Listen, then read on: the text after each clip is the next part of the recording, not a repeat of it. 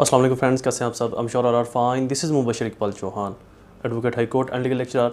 कुफर का निज़ाम चल सकता है, जुल्म का निज़ाम नहीं चल सकता। आज हम ऐसे ही किसी वाक़े को डिस्कस करने लगे हैं, साहिवाल इंसिडेंट, साहिवाल का वाक़या, जहाँ पर कुछ स्पेशल पुलिस के जवानों ने दिन दिहाड़े निहत्थे लोगों के ऊपर एक गाड़ी के अंदर फायर खोल दिया। 2 मासूम बच्चों के सामने उनकी माँ, उनके बाप, उनके और अजीज़ व अकारब को गोलियाँ लगी। यहाँ तस्वीरों के अंदर आप देख रहे होंगे, मुमकिन है मेरा एडिटर आपको दिखाए।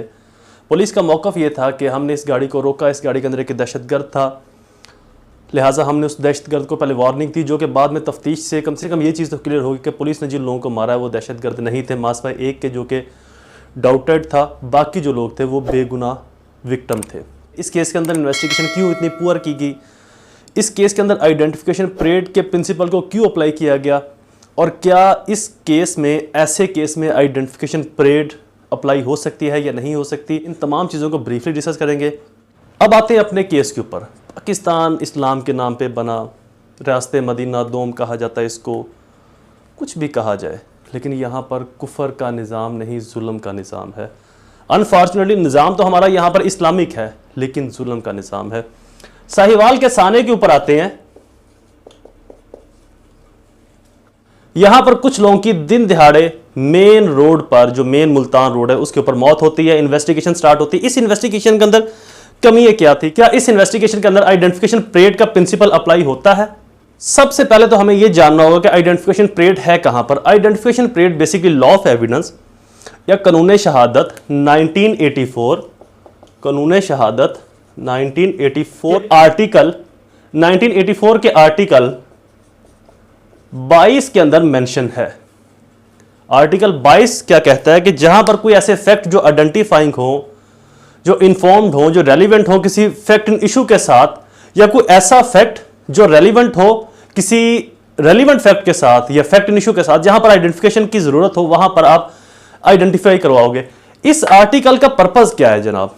इस आर्टिकल का पर्पज यह है कि अगर एक विक्टिम, सपोज कर लेते हैं कि ये एक शख्स है, इससे कुछ पैसे छीनकर रॉबरी करके बी भाग जाता है, या ये जो बी है ए के सर में डंडा मार के भाग जाता है।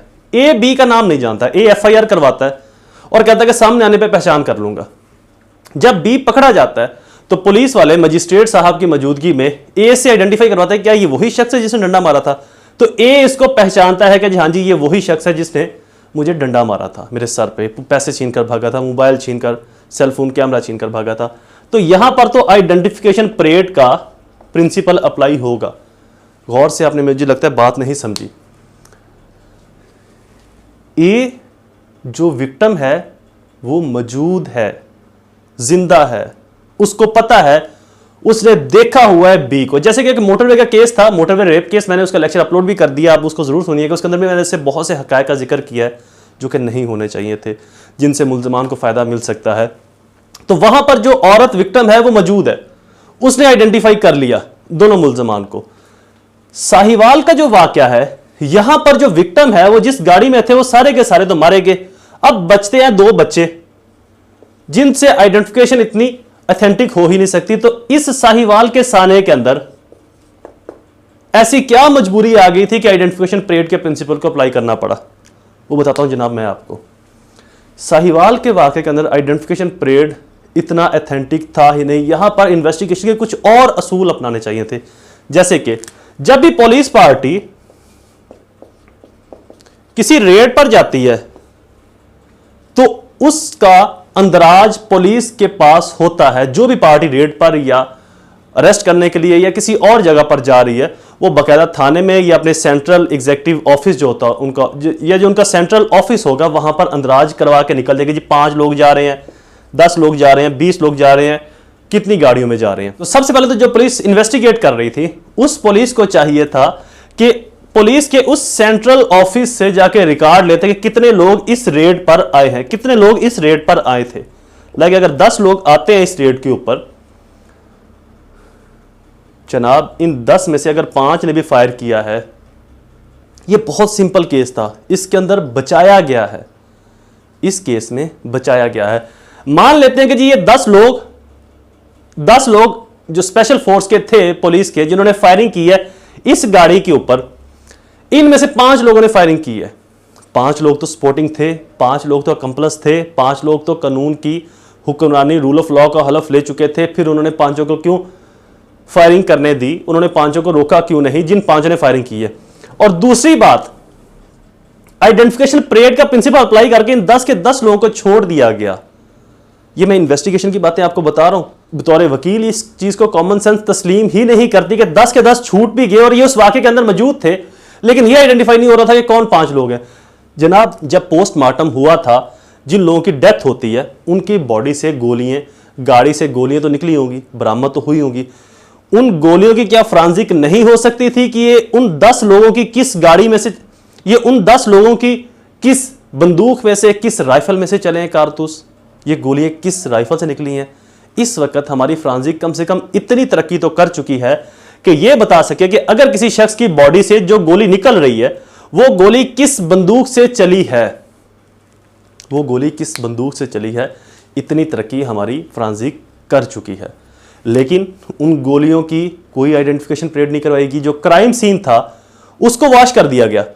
हालांकि क्राइम सीन के ऊपर एक स्पेशल यूनिट होता है जिसको पुलिस क्राइम सीन यूनिट कहा जाता है।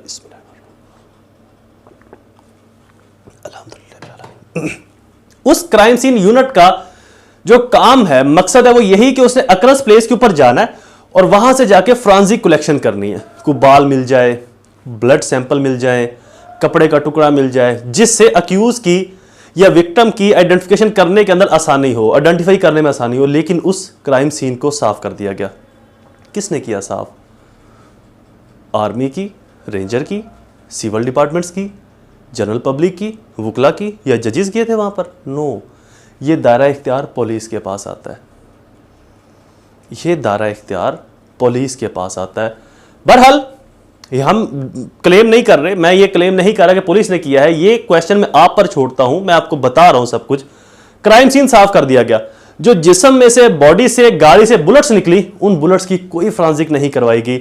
इन 10 लोगों के पास, जो 10 या 12 लोग वहां पर जाते हैं, जो अटैक करते हैं बहादुर जवान बनकर, जब ये उन निहत्तों के ऊपर अंधाधुंध फायरिंग करते हैं, 2 मासूम बच्चों के सामने उनकी मां की, उनके बाप की लाशें, जिस्म के लोथड़े उड़ रहे हैं, उनके सामने जब गोलियों के सैंपल निकलते हैं, तो कोई भी पुलिस इन्वेस्टिगेशन एजेंसी या कोई हुक्काम बाला, कोई भी ऐसा ताकतवर इंसान, कोई भी ऐसी पावरफुल हस्ती, शख्सियत ये नहीं कहती कि जनाब जो इन दहशतगर्दों के जिस्मों से जो गोलियां निकली हैं उनकी फ्रांजिक ऑडिट ही करवा लेते हैं, और इन 10 लोगों के पास जो वेपन्स थे उन वेपन का भी ऑडिट करवा लेते हैं, ताकि कम से कम ये साबित हो जाए कि जो गोली इस ब्लड से या इस बॉडी से निकली है वो किस राइफल से चली है, वो किस डायरेक्शन से चली है, वो किस पोजीशन से चली है, और वो राइफल किस शख्स के पास थी, और वो शख्स इन 10-12 में से कौन से बैच का था, कौन सा ऑफिसर था, उसका नाम क्या था। ये तमाम चीजें क्लियरली हल हो सकती थी। लेकिन हुआ क्या इसके अंदर? हुआ क्या? ये तमाम सिनेरियो छोड़कर, क्राइम सीन को सब कुछ छोड़कर डायरेक्टली चले गए आइडेंटिफिकेशन परेड के ऊपर। आइडेंटिफिकेशन परेड एक ऐसा प्रिंसिपल है जिसके लिए पहला एसेंशियल तो यह है कि वहां पर विक्टिम का होना जरूरी है। अब इस तमाम वाकये की जो एफआईआर करवाई है वो इस गाड़ी के अंदर हलाक होने वाले एक शख्स के भाई ने करवाई है, जो कि लाहौर में बैठा था। वो तो वहां पर मौजूद ही नहीं था, तो उसको क्या पता किसने कर दिया, कौन कर गया। बच्चों के पास इतनी कॉमन सेंस नहीं थी। जाहिर बात है, जब एकदम गाड़ी रुकती है और आगे से फायरिंग स्टार्ट हो जाएगी, तो जो 10-12 साल के बच्चे हैं वो तो अपने आप को छुपाएंगे, और इस दौरान जो माँ बाप है उनकी भी कोशिश यही होगी कि बच्चों को छुपाया जाए। तो लिहाजा मतलब इसको कॉमन सेंस तस्लीम करती है कि जब सामने से फायरिंग हो रही थी तो बच्चे ऐसे खड़े थे, सामने देख रहे थे कौन फायरिंग कर रहा है। मतलब इन लोगों को शर्म भी नहीं आती कि बच्चों से आइडेंटिफिकेशन परेड करवा रहे हैं। कॉमन सेंस लॉजिक इस चीज को तस्लीम नहीं करता कि जब फायरिंग हो रही है, बच्चे तो बच्चे, एक बड़ा सेंसेबल इंसान भी अपने आप को छुपाता है, और जब बच्चों के साथ माँ बाप होंगे तो माँ बाप बच्चों को ज्यादा सिक्योर करेंगे। तो लिहाजा बच्चों को तब पता चला जब उनको गाड़ी से निकाला गया। अब उस वक्त कोई भी निकाल रहा था, बच्चे उसको पहचान तो नहीं सकते कि इसी ने फायरिंग की है। तो यहां पर आइडेंटिफिकेशन परेड के प्रिंसिपल की समझ ही नहीं आ रही। इस चीज से एक चीज वाज़ेह हो रही है कि इन 10 लोगों को जिन्होंने जवानमर्दी से मुकाबला किया था उन रॉकेट लेस लोगों के साथ, इनके पेटी जो भाई थे जिन्होंने एफआईआर की थी, उनका बचाने में बहुत बड़ा रोल है। मान लेते हैं कि जी अगर तमाम इस पलंदे से हम इस तमाम पलंदे को भी मान लें, तो ये जो लोग इस गाड़ी में हलाक हुए हैं, जो लोग इस गाड़ी के अंदर मारे गए हैं, कोई तो उनका कातिल होगा। वो कौन है कातिल? क्या इन्वेस्टिगेशन एजेंसी का सिर्फ यही काम है कि केस की टू द पॉइंट इन्वेस्टिगेट करे, फैक्ट को, अगर ना कोई मिले तो बस उसको डिस्पोज ऑफ कर दे, दाखिला दफ्तर कर दे और छोड़ दे? ओ भाई, कुछ तो क्लू ऐसा मिल सकता था। एक बच्चे को भी आप इसकी इन्वेस्टिगेशन के ऊपर लगा दो तो कुछ ना कुछ ऐसे हकायक तो जरूर सामने ले आएगा, जिससे कम से कम ये डिटरमाइन हो सकेगा कि ये 10 लोग तो मौजूद थे उस वाकये के अंदर। अब इनमें से 3 ने फायर किया है, 5 ने फायर किया है और 7 ने या 6 ने फायर नहीं किया या 5 ने फायर नहीं किया। इन 10 में से 5 ने फायर किया और 5 फायर नहीं करते, तो जनाब इन 10 को तो सजा दी जा सकती थी इल्लीगल एक्ट की, मिसकंडक्ट की। इन 10 में से आम तौर पर अप्रूवल बना लिया जाता है। इन 10 में से किसी को तो अप्रूवल बनाया जा सकता था। अप्रूवल कौन होता है? वादा माफ गवाह। जैसे कि पुलिस को जब एविडेंस ना मिले, विटनेस पुलिस के पास ना हो, कलेक्शन ऑफ मटेरियल फैक्ट ना हो, कलेक्शन ऑफ एविडेंस ना हो, तो पुलिस क्या करती है, एक पूरे अकरेंस के अंदर 4-5 जो मुल्जमान है उनमें से किसी एक बंदे को अप्रूवल बना लेते हैं कि जी आप हमारे अप्रूवल बन जाए और गवाही दें कोर्ट में जाकर, आपकी सजा कम से कम होगी। कोई अप्रूवल नहीं इस केस के अंदर।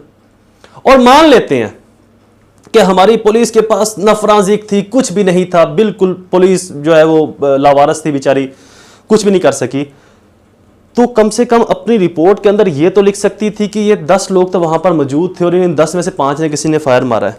और अनफॉर्चुनेटली हमारी कोर्ट्स,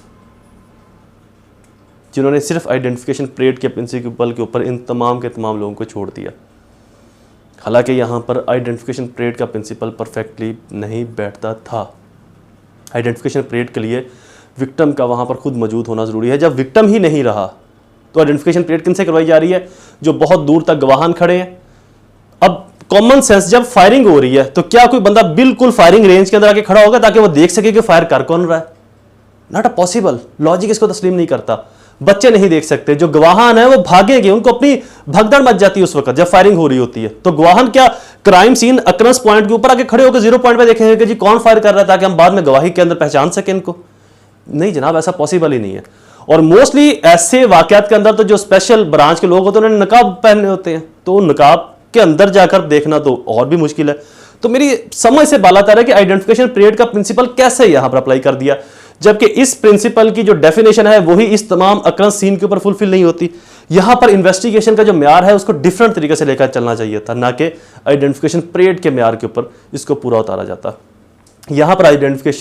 यहां पर इन्वेस्टिगेशन के अंदर फ्रांसी को इस्तेमाल करना चाहिए था। यहां पर आइडेंटिफिकेशन के अंदर उन अजसाम से, उन जिस्मों से जो गोलियां निकली हैं, उन गोलियों की और फ्रांसिक ऑडिट करवाना चाहिए था कि ये किस बंदूक से, किस राइफल, किस क्लाशनकोफ से निकली हैं।